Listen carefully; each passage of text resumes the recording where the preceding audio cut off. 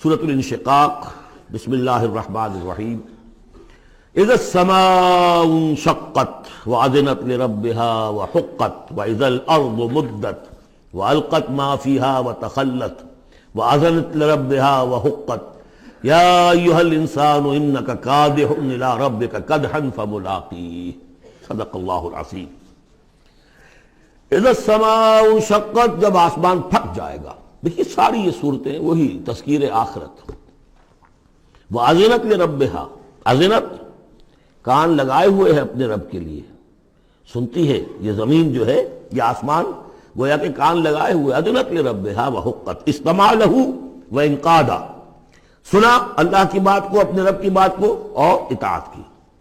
لربها وحقت، اور تعمیر کر دے، اور یہ اسی کی مستحق ہے، اس کا حق یہی ہے، اس کا مقام یہی ہے۔ حقا یحقو سے یہ مجہول بن گیا حقت۔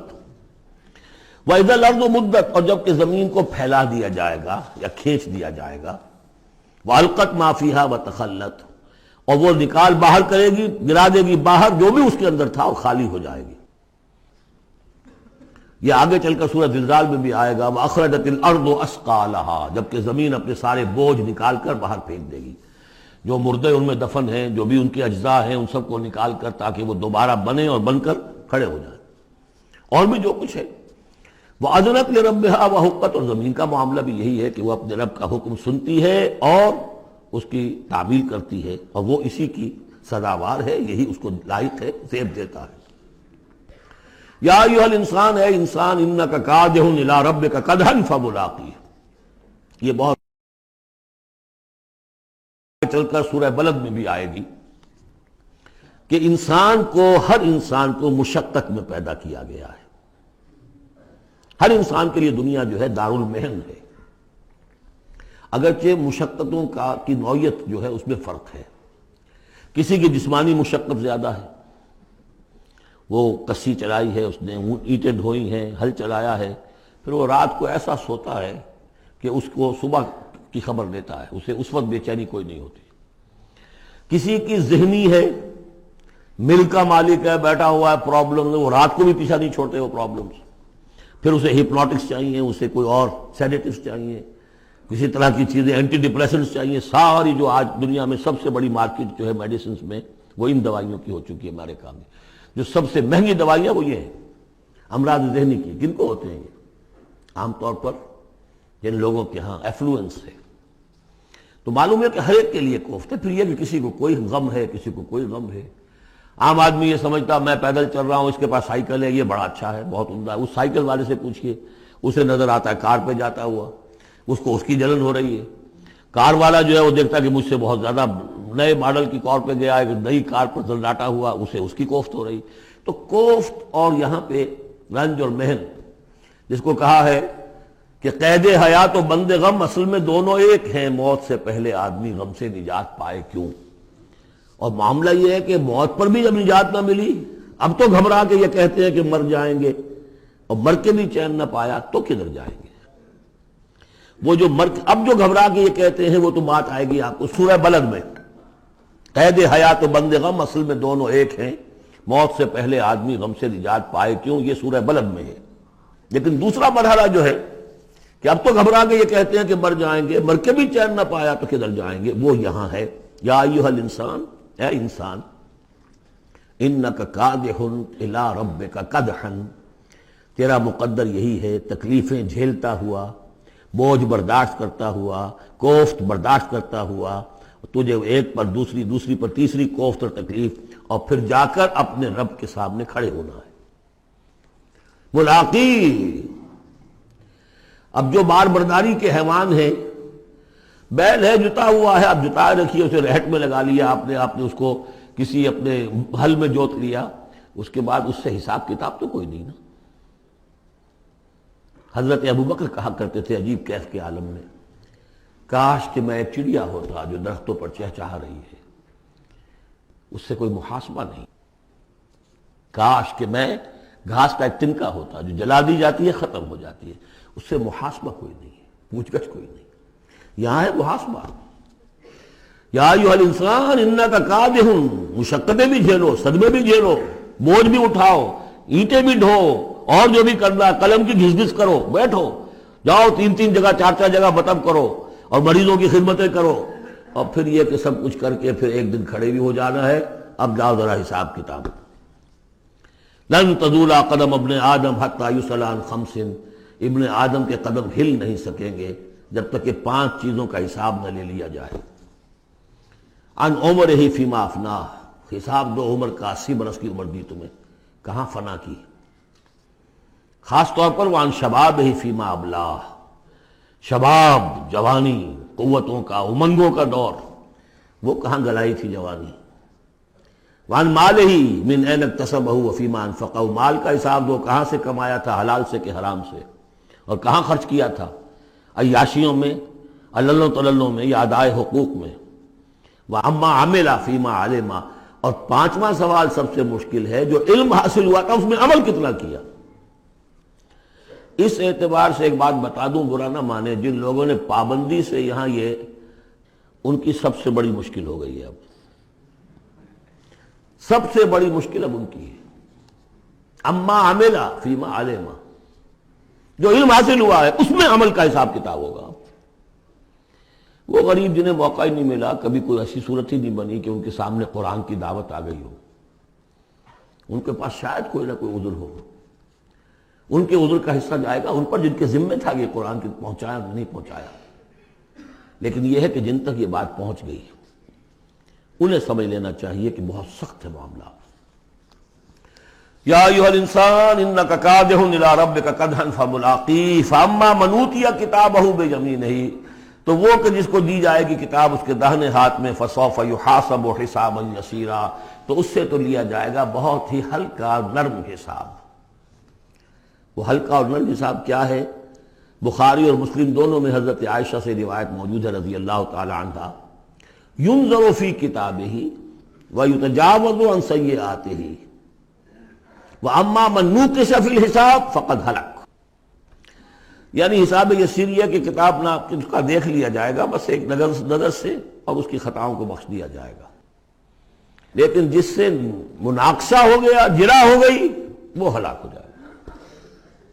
حساب یسیر یہ ہے، کوئی مناقشہ نہیں، کوئی جرا نہیں، اللہ تعالیٰ ان سے نرم معاملہ کرے گا۔ وَيَنْقَلِبُ إِلَىٰ أَهْلِهِ مَسْرُورًا، وہ جب واپس آئے گا اس عدالت کے کٹہرے سے تو بڑا خوش و خرم آئے گا اپنے گھر والوں کے پاس کہ جان چھٹی لاکھوں پائے، اللہ تعالیٰ کی رحمت سے، اللہ کی مغفرت سے میرا معاملہ تو سیدھا ہو گیا۔ لیکن اب اس کے برعکس کیا ہے، وَأَمَّا مَنْ أُوتِيَ كِتَابَهُ وَرَاءَ ظَهْرِهِ، اور وہ شخص جس کو دیا جائے گا اس کا اعمال نامہ اس کی پیٹھ کے پیچھے سے، وہ کیوں؟ دینا تو ہے بائیں ہاتھ میں، وہ بائیں ہاتھ پیچھے کر لے گا، میں لینا نہیں چاہتا تو وہاں پکڑا دیں گے، یہاں حاضر ہے، وَرَاءَ ظَهْرِهِ فَسَوْفَ يَدْعُو ثُبُورًا، اب وہ موت طلب کرے گا، کسی طرح موت آ جائے، میں ختم ہو جاؤں، میں معدوم ہو جاؤں، میرا وجود نہ رہے۔ وَيَصْلَىٰ سَعِيرًا، لیکن وہ داخل ہوگا جہنم میں۔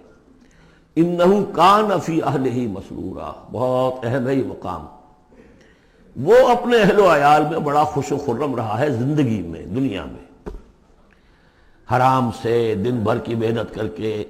دیکھیے ایک بات آپ کو بتا دوں، اگر آپ اللہ کے دین کا حق ادا نہیں کر رہے تو چاہے 100% حلال سے کما رہے ہیں، حرام کھا رہے ہیں، اس لیے کہ اللہ کے دین کا حق آپ نے ادا نہیں کیا۔ وہ جو غصب کیا جا رہا ہے اللہ کا حق، وہ کہاں جائے گا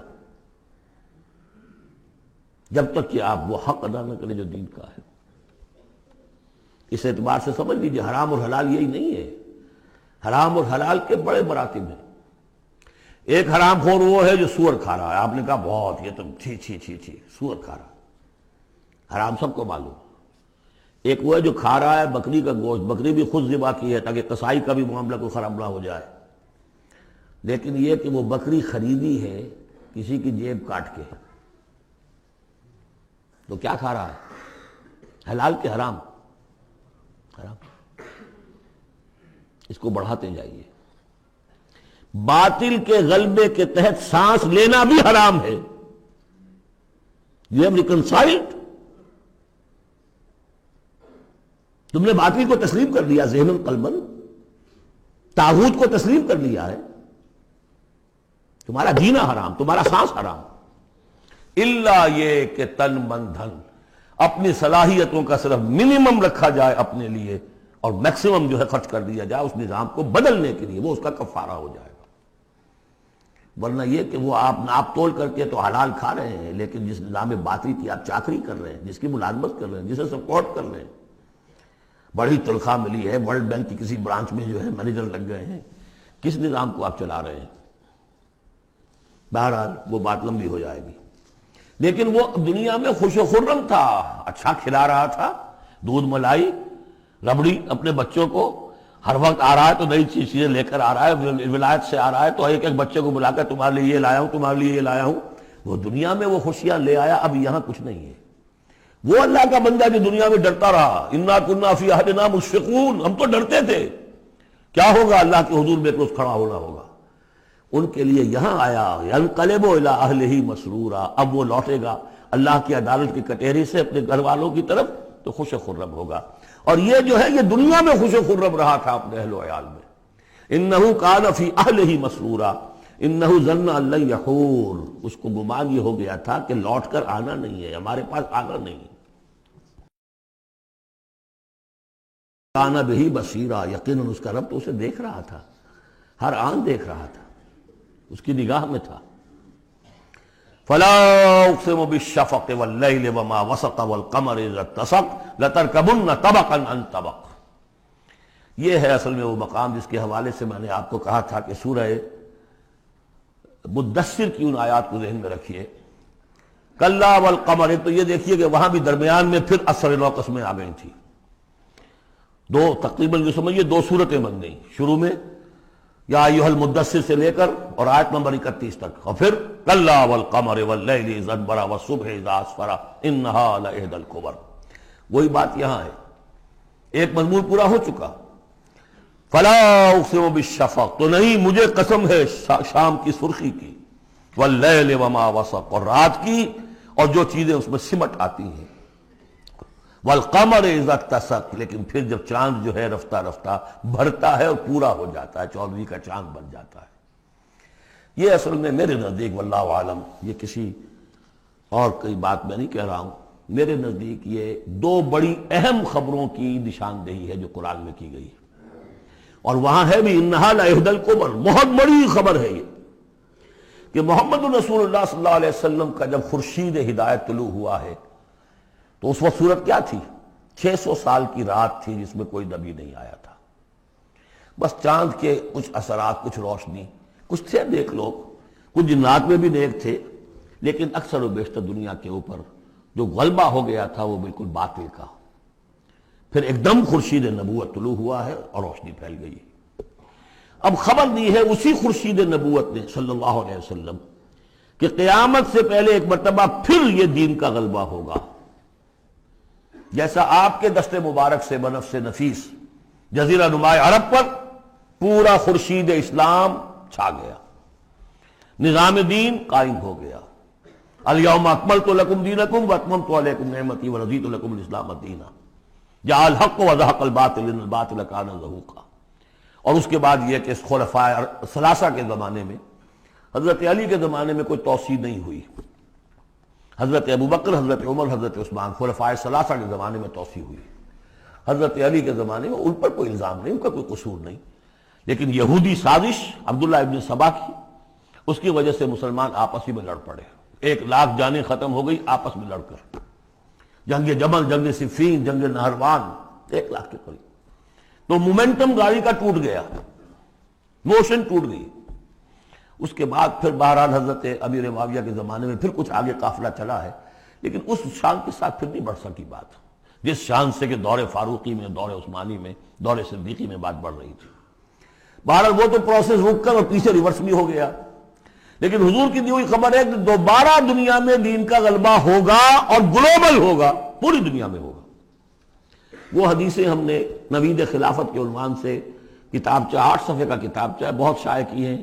میں صرف یہ بتا رہا ہوں وہاں حضور کے زمانے میں کل 23 برس میں انقلاب برپا ہو گیا، سورج ایک دم طلوع ہو جاتا، کتنی دیر لگتی ہے، طلوع ہو گیا۔ لیکن اب جو روشنی آئے گی وہ آئے گی تدریجاً۔ اس کی شان کیا ہوگی؟ فلا اقسم بالشفق، ایک شفق کی روشنی ہوتی ہے جب رات سورج تو غروب ہو گیا لیکن شفق ابھی ہے. وہ حال ہے اس وقت دنیا کا کہ اسلام کی روشنی غروب ہو چکی ہے، صرف شفق کی لالی سی نظر آ رہی ہے. اس کے بعد واللیل وما وسق، پوری دنیا کے اوپر دین کے اعتبار سے تاریکی چھا گئی ہے، رات ہے. اور رات جو ہے اپنے اندر جن جن چیزوں کو سمیٹ لیتی ہے. لیکن والقمر اذا اتسق، لیکن چاند طلوع ہوتا ہے، پہلے دن، دوسرے دن، تیسرے دن بھرنا شروع ہوتا ہے، یہاں تک کہ وہ پورا ہو جاتا ہے. اب چاند کی چاندنی جو ہے وہ پھر دنیا کے اندر اس کو رات کو منور کر دیتی ہے. لَتَرْكَبُنَّ طَبَقًا عَنْ طَبَقٍ، اسی طرح تم چڑھو گے درجہ بدرجہ. یعنی اب جو تجدید دین کا کام ہوگا، اب جو اقامت دین کی جد و جہد ہوگی، اب جو دنیا میں خلافت علی منہاج النبوت کا نظام قائم ہوگا، تو وہ کسی ایک نسل میں نہیں ہو جائے گا، کسی ایک دائی یا ایک تحریک کے ذریعے سے نہیں ہو جائے گا، درجہ بدرجہ. کسی نے ایک کام کر دیا، علامہ اقبال نے ایک فکر کو واضح کر دیا کہ اسلام مذہب نہیں دین ہے، اور جدا ہو دین سیاست سے تو رہ جاتی ہے چنگیزی. یہ ایک وحدت ہے. ابوالکلام آزاد اٹھے، انہوں نے قائم کی جماعت حزب اللہ، لیکن یہ کہ کچھ مخالفتوں سے بددل ہو کر جلدی چلے گئے. پھر وہ کانگریس میں شامل ہوئے اور انہوں نے پھر جو ہے اپنی پوری زندگی جہاد حریت کی نظر کر دی. پھر مولانا مودودی اٹھے، وہ جماعت اسلامی بنائی. افسوس کہ پاکستان میں آ کر وہ یہاں کی قومی سیاست کے اندر داخل ہو کر انہوں نے بھی منزل کھوٹی کر لیا. وہ قافلہ جو ہے جیسے کہ کہیں کسی دلدل میں پھنس گیا ہے. یہ رفتہ رفتہ ہوگا، لیکن انہوں نے ایک ایک قدم بڑھایا ہے. ان سب کی کوششوں سے ایک ایک قدم بات آگے بڑھی ہے. لَتَرْكَبُنَّ طَبَقًا عَنْ طَبَقٍ، لیکن جس طرح چاند رفتہ رفتہ پہلی تاریخ سے لے کر 14ویں رات تک پورا ہو جاتا ہوگا، ہونا ہے، وہ لازماً ہوگا جس کی خبر دی ہے محمد رسول اللہ صلی اللہ علیہ وسلم نے. وَهُوَ الصَّادِقُ الْمَصْدُوقُ، ان کی دی ہوئی خبر میں کوئی جھوٹ نہیں ہو سکتا. فلا اقسم بالشفق واللیل وما وسق والقمر اذا اتسق لتركبن طبقا عن طبق فما لهم لا يؤمنون. انہیں کیا ہو گیا ہے؟ ایمان کیوں نہیں لاتے، کیوں نہیں مانتے؟ واذا قرئ عليهم القرآن لا يسجدون، اور جب ان پر قرآن ان پڑھ کر سنایا جاتا ہے کیا ہو گیا انہیں کہ سجدہ نہیں کرتے. بل الذين كفروا يكذبون، بجائے ایمان لانے کے یہ کافر جو ہیں یہ تو الٹا اور جھٹلا رہے ہیں.